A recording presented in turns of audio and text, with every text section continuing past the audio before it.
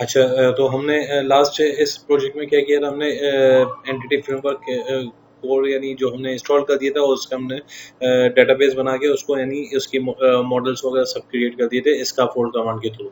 ठीक है, उसके बाद हमने और इसके अलावा हमने अपना एक नया यानी कस्टम यानी लेआउट बनाया था एडमिन एलटी का, और उसके हमने उसको हमने इम्प्लीमेंट कर दिया हर अपनी एप्लीकेशन पे। ठीक है, तो अब नेक्स्ट इसमें ये है कि हम अब यानी रिपोजिटरी पैटर्न की तरफ चलते हैं। तो उसके अंदर हमें कुछ फोल्डर्स की ज़रूरत पड़ेगी। उसके अंदर न्यू फोल्डर किया हमने, इसमें सर्विसेज की ज़रूरत पड़ेगी। सही, और सर्विसेज के बाद हम जाएंगे, मॉडल्स हो गए हमारे पास, सर्विसेज हो गए, इंटरफेसेस का एक फोल्डर बना देते हैं। ठीक है, और इंटरफेसेस के बाद हमारे पास होंगे एक और होगा डिपेंडेंसीज का फोल्डर एक बना देते हैं। ठीक है, और यहाँ पर एक न्यू क्लास ऐड कर देते हैं। सबसे पहले स्टेप बाय स्टेप चलते हैं। तो सबसे पहले हमने मॉडल्स, एम्प्लॉयज़ का मॉडल हमारे पास बना हुआ है। ठीक है, तो हमने क्या करना है, एक एम्प्लॉय के इंटरफेस, एम्प्लॉय की सर्विस जो होगी, एम्प्लॉय सर्विसेज का हमें एक इंटरफेस बनाना है, ताकि हम उसको फिर उसका यानी हम सर्विस बना के उसको रजिस्टर कर सकें। सही है, तो सबसे पहले हम इंटरफेस बनाएंगे। ठीक है, और इंटरफेस बना के इसको पब्लिक कर देंगे, और इसके बाद हम इसके अंदर आई न्यूमेरेबल करके हम इसको एम्प्लॉयज़ का बना रहे हैं। तो एम्प्लॉय के करके जो हमारा मॉडल क्लास है उसको हम इम्प्लीमेंट कर देते हैं, और यहाँ पर गेट लिस्ट अभी कर देते हैं। ठीक है, गेट एम्प्लॉय लिस्ट हमारे पास एक इंटरफेस हमने बना दिया सिंपल। और इसके अलावा हमने एक और बना देते हैं, गेट बाय आईडी। ठीक है, इसके अंदर ऑब्जेक्ट कर देते हैं, और एम्प्लॉय आईडी इसके अंदर इंटीजर हमने बनाया था, तो इसको एम्प्लॉय आईडी कर देते हैं। ठीक है, एम्प्लॉय आईडी में हमें सिंपल एक यानी वो हम एम्प्लॉय आईडी पास करेंगे, और हमें सिंपल एक एम्प्लॉय का डाटा रिटर्न करेगा। ठीक है, तो ये एक हमने इंटरफेस बनाया। इसके बाद हम बनाएंगे, ओके, इसके बाद हम इंटरफेस बना दिया। अब इसके बाद हम सर्विस इसके इसके इम्प्लीमेंटेशन क्लास बनाएंगे। ठीक है, तो उसके लिए हम सिंपल ऐड करेंगे, ओके सॉरी, इसको हमने इंटरफेस का नाम दिया, तो इसको बेसिकली हम देते हैं आई एम्प्लॉयज। सही, आई एम्प्लॉयज सर्विस। ठीक है, ये नाम जैसे मैंने दिया तो ये यहाँ पर भी चेंज हो गया, ये एम्प्लॉयज की सर्विस का हमने एक इंटरफेस बनाया। ठीक है, इसके बाद हम सर्विस में जाएंगे, सर्विस के अंदर जाके न्यू क्लास ऐड करेंगे, और न्यू क्लास करके हम इसको एम्प्लॉय सर्विस। ठीक है, ये हमने एक इम्प्लीमेंटेशन क्लास होगी हमारी। और इधर सिंपल हमने क्या करना है, जो हमने आई एम्प्लॉय का जो हमने इंटरफेस बनाया उसको हम यहाँ पर इम्प्लीमेंट कर देंगे। सही, उसके लिए हमने इस पर आप डायरेक्ट क्लिक यहाँ से भी कर सकते हैं। ठीक है, इसका आई एम्प्लॉय सर्विस है पूरा नाम। ठीक है, और इसको जैसे ही मैंने किया तो ये यूजिंग एचआरएस इंटरफेस। ठीक है, फिर जैसे आपने किया तो इसके बाद फिर एक और मतलब आपने करना है इम्प्लीमेंट इंटरफेस। तो इस पे जितने भी हमने बनाए होंगे फंक्शंस वगैरह वो सारे यहाँ पर आ जाएंगे। ठीक है, जो हमने यहाँ पर जो जो हमने कॉन्ट्रैक्ट्स बनाए थे इसके अंदर, ठीक है, कौन कौन से फंक्शंस होंगे यहाँ पर, तो वो हमने सारे मेथड्स वगैरह जो भी है वो इसकी इम्प्लीमेंटेशन क्लास यहाँ पर बनेगी। ठीक है, इसके बाद हमने करना क्या है, प्राइवेट करके इसके अंदर हमने सबसे डीबी कॉन्टेक्स्ट सेलेक्ट करना है, H R S context. Okay, यहाँ पर हमने कॉन्टेक्स्ट कर दिया।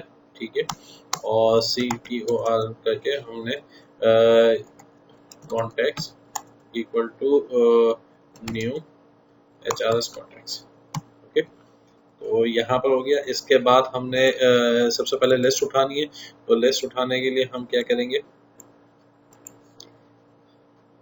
लिस्ट उठाने के लिए हम यहाँ पर सिंपल एक और बना लेंगे, प्राइवेट db सेट, और यहाँ पर हमारे जो है क्लास का नाम है, हमारे मॉडल क्लास जो है हमारे एम्प्लॉयज है। ठीक है, और इसको db कर देते हैं। ठीक है, इसको टेबल का नाम दे देते हैं। ठीक है, टेबल। इसके बाद हम क्या करेंगे, जो टेबल है इसको हम कॉन्टेक्ट्स डॉट सेट, यहाँ पर एम्प्लॉयज को हम एक डीबी सेट बना देंगे। ठीक है, इसके बाद क्या करेंगे हम,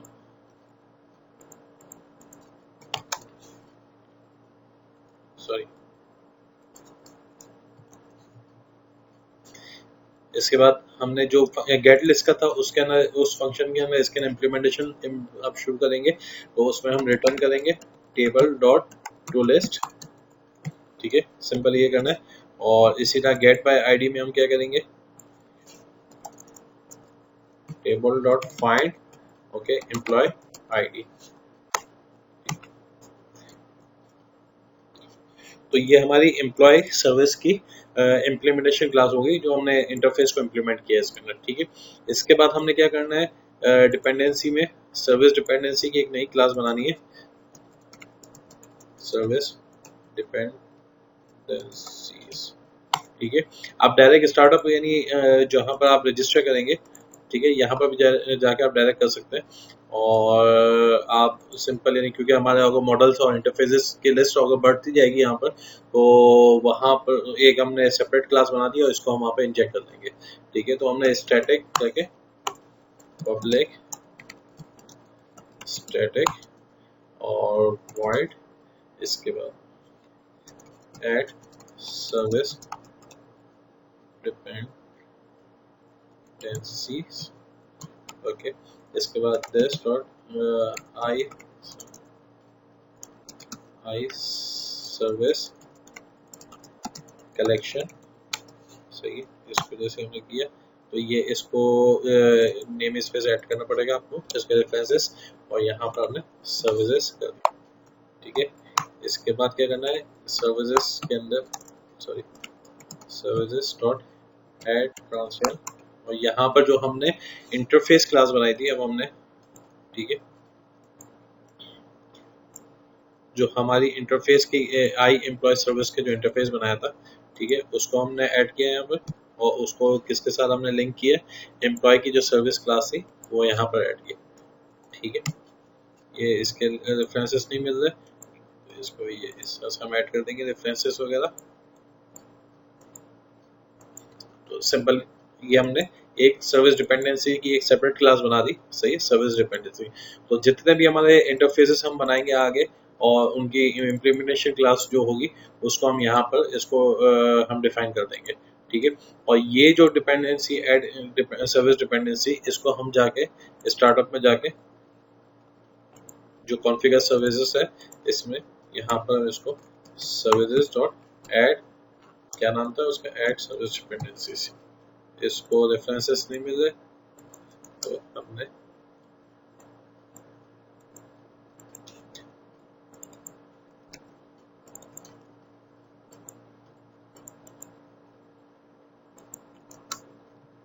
इसको बताना पड़ेगा दिस करके हमने आई सर्विस कलेक्शन को हमने यहाँ पर इंजेक्ट किया। अब यहाँ पर जाके इसको हम रजिस्टर कर देंगे HRS डिपेंडेंसी में। तो इस तरह से ASP.NET कोर में डिपेंडेंसी इंजेक्शन काम करती है।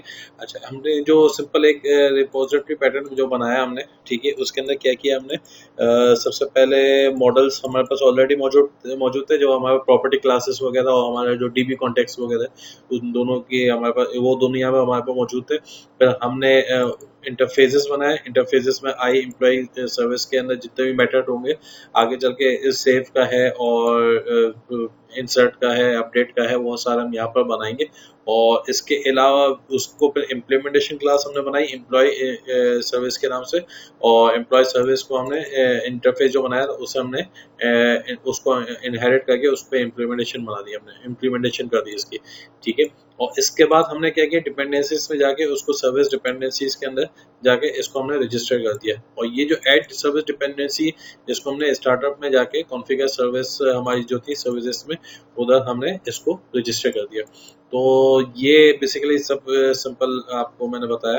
तो इसको अब टेस्ट करते हैं।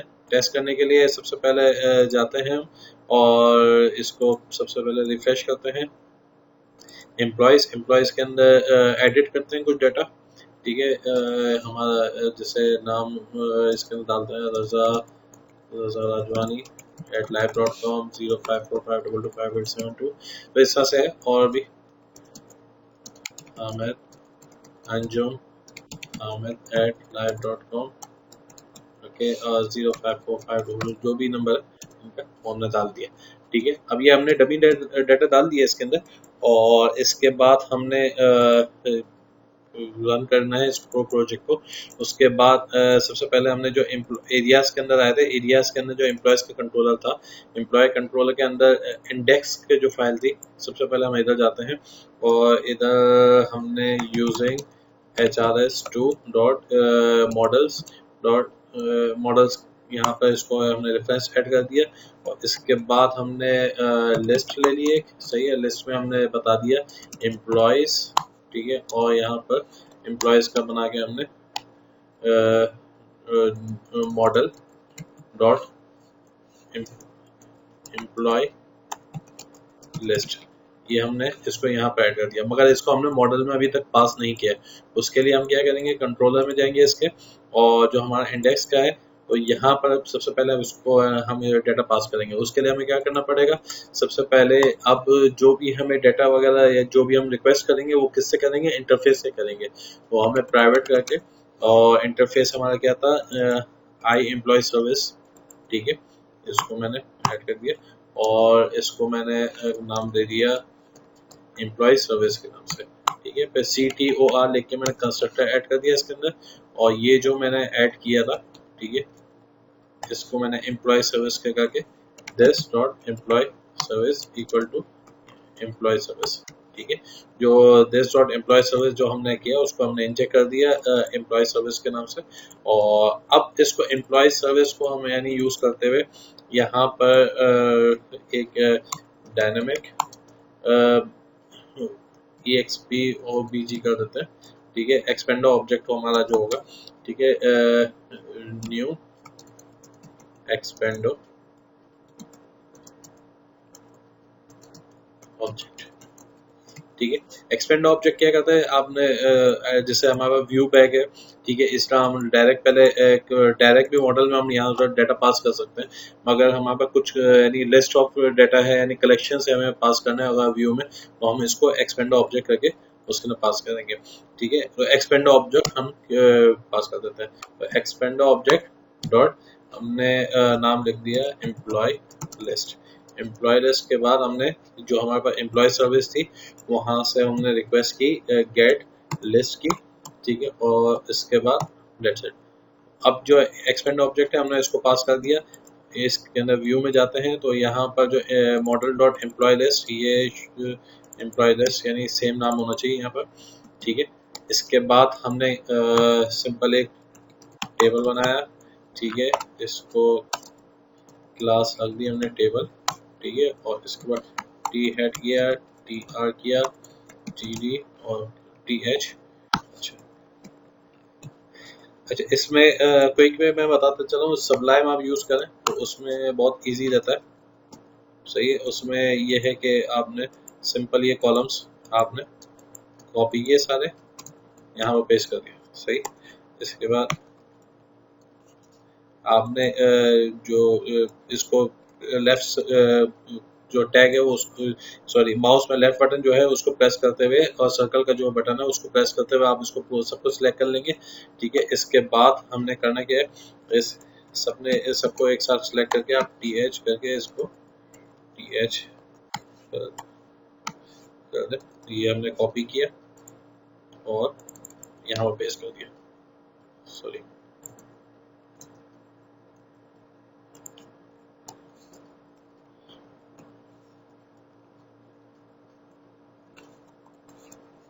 अच्छा, सॉरी, इसके अंदर TH हमने किया, इसके बाद हमने क्या किया, इसको हमने सही बंद नहीं किया यहाँ पर, ठीक है, तो TH करके हमने इसको यहाँ पर बना दिया, इसी का। अब हम ये T हेड हो गया हमारा, और T बॉडी करके हमने इसके अंदर TR किया, सो फॉर ईच लगा के हमने, फॉर ईच में हमारे पास क्या है, जो हमारे पास एम्प्लॉयज के जो था यहाँ पर उसको हमने कॉल किया, लूप लगाया उसके अंदर, और उसके अंदर पर TR करके, और यही बेसिकली सब कुछ यही होगा। हमने TH को करके सब कुछ सिलेक्ट करके एक साथ TD कर दिया, और इसके अलावा इसको हमने इस तरह से कॉपी करके यहाँ पर पेस्ट कर दिया, इसको फॉर्मेट कर दिया, ये आ गया।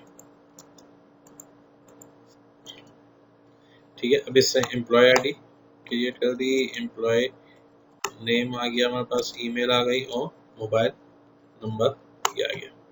सही है, इसी का हम इसको भी रिनेम कर देते हैं, एम्प्लॉय आईडी नेम ईमेल और मोबाइल नंबर। ठीक है, इसके बाद हमने रन किया इसको,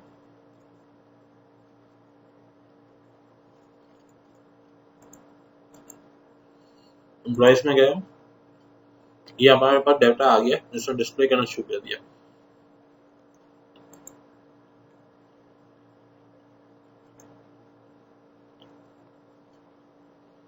अच्छा, अब हम जैसे हमने होम पे इसके अंदर कार्ड व्यू था एक, ठीक है, इसको वापस जाते हैं, इसको थोड़ा अच्छी शक्ल में ले आते हैं, इंडेक्स में गए तो ये पूरा कॉपी कर लिया होम के अंदर जो हमने किया था। इसके बाद इसके अंदर